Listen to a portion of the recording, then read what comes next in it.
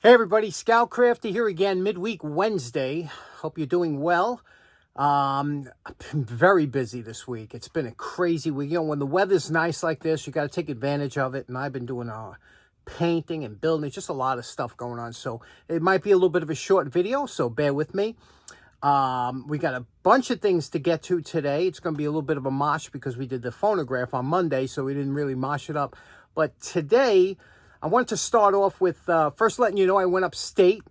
Yes, I told you I'd let you know every time I go up there so you could see the progress of how the grass is growing and things like that, because I'm going to let a good part of the property run wild. Let me show you what it looked like upstate. Okay, now it's been about 10 days since I've been up here, and you could see how much the grass has grown in those 10 days. It's almost very hard to see where I cut last time. So that's why it's important I get up here. But you could see what's really nice is if you look closely, you could see the wildflowers starting to work their way up through the grass. All different colors. You see it much better when you're up there. Lots of purples, lots of blues, whites, and yellows. You got the regular buttercups but the flower is absolutely beautiful, so I can't wait to see what it looks like in a couple weeks. But I'll take you up here every couple days when I come up and see the progress.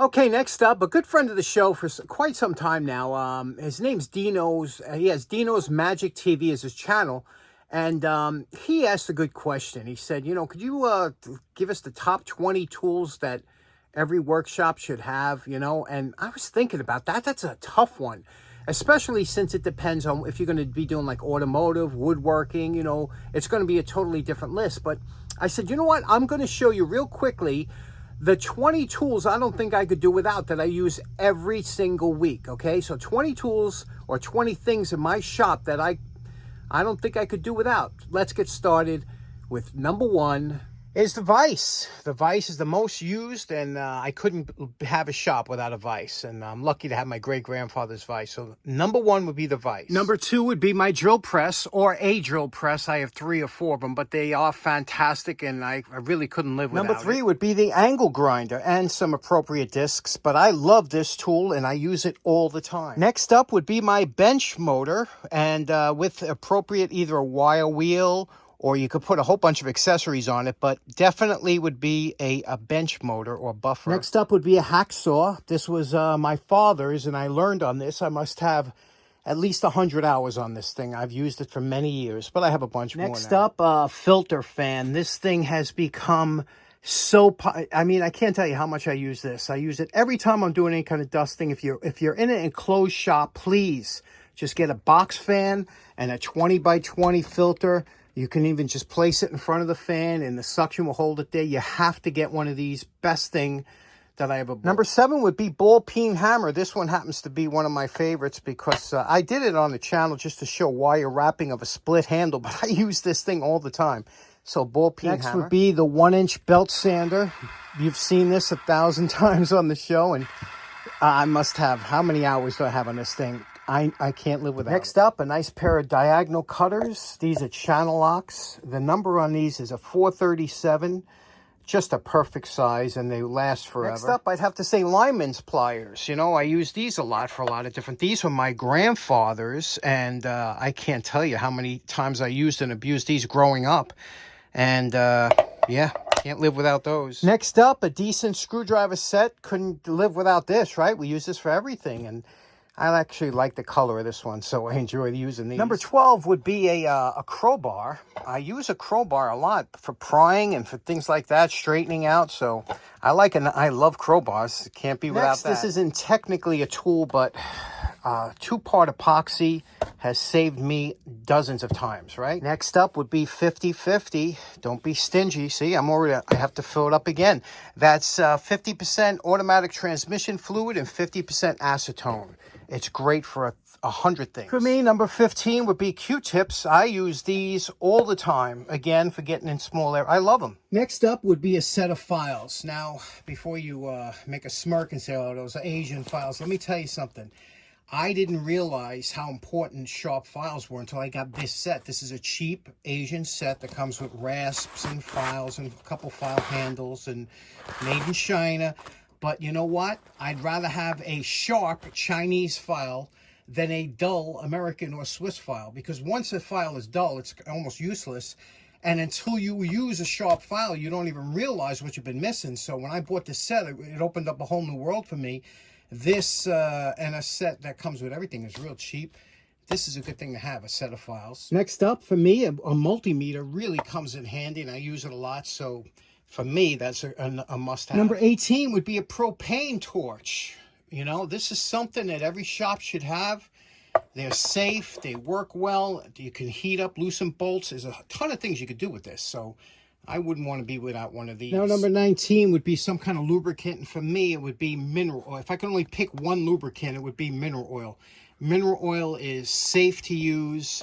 You could use it for bearings. You could use it for all kinds of things.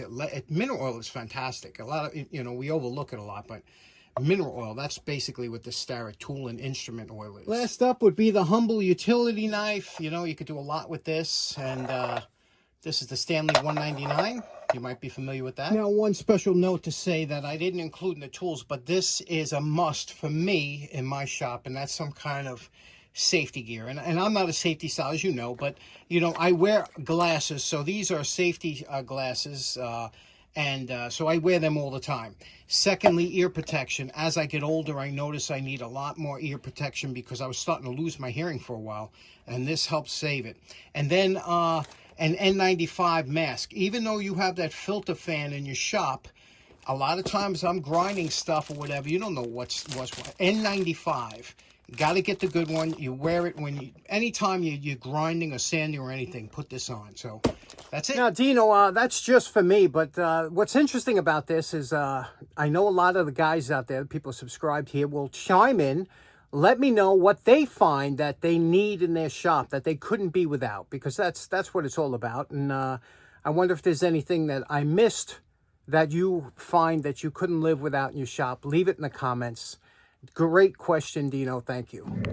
Okay, couple quickies. You know, this was a throwaway part when I did the cutaway of the valve, but I just think even this is cool, even though it's only a piece, right? So I cleaned it up, and that's something interesting.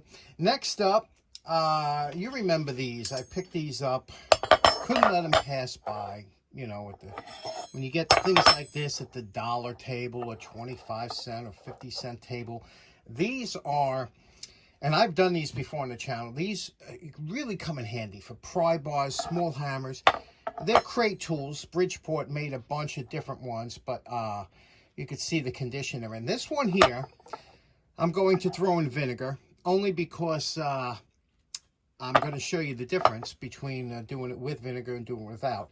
This one here is not quite as bad. It's got some paper stuff on here, but, you know, the rust isn't quite as bad. So this one we'll throw in vinegar. This one I'm just going to do a quick cleanup because they're just such lovely tools.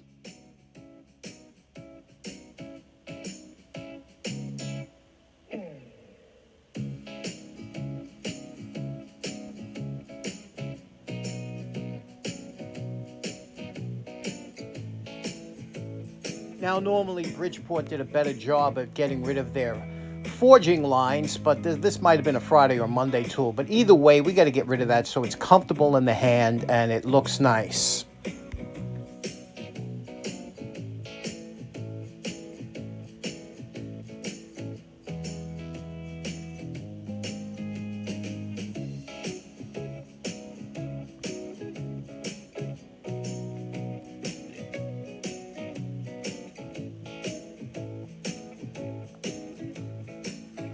And you know my favorite part, remember what the Bridgeport crate tool looked like before we started? I'm calling this project done. You know, I haven't done one of these in a while, but it is really a rewarding project if you want to have some fun in the shop. And let me show you why this is so rewarding. First of all, we took a tool that you would overlook, and you know, like I said, I paid less than $1 for it, I'm sure, but you could see here how nice and what good quality steel this is. Now, the important thing to remember is if you're going to do this, it has to feel good in the hand. So every single corner, you have to bevel. You see, even around the edges here, you have to bevel every one of these corners so that when you touch this, it feels like somebody's been using this for 100 years and it's been in his back pocket. It's just glorious, okay? And you can see how it looks. Now, some of you ask, you say, you know, how come, what do you do to protect it against rust? In my area, I don't deal with a lot of rust. By the way, we're able to keep the lettering, Bridgeport Hardware Manufacturing Company. You see that? But I don't have too much of a rust issue here. But let me tell you, what keeps my tools from rusting is when you do the polishing, the waxing, and everything. Let me show you what happens when you dunk it in water. This is my cooling water that I dip it in. But let me show you here. I'm going to dip this in water. Okay? Pull it out. And look. Look at that. It's almost dry, except for a couple. That's it. It's almost dry. I'm going to do it again. Look.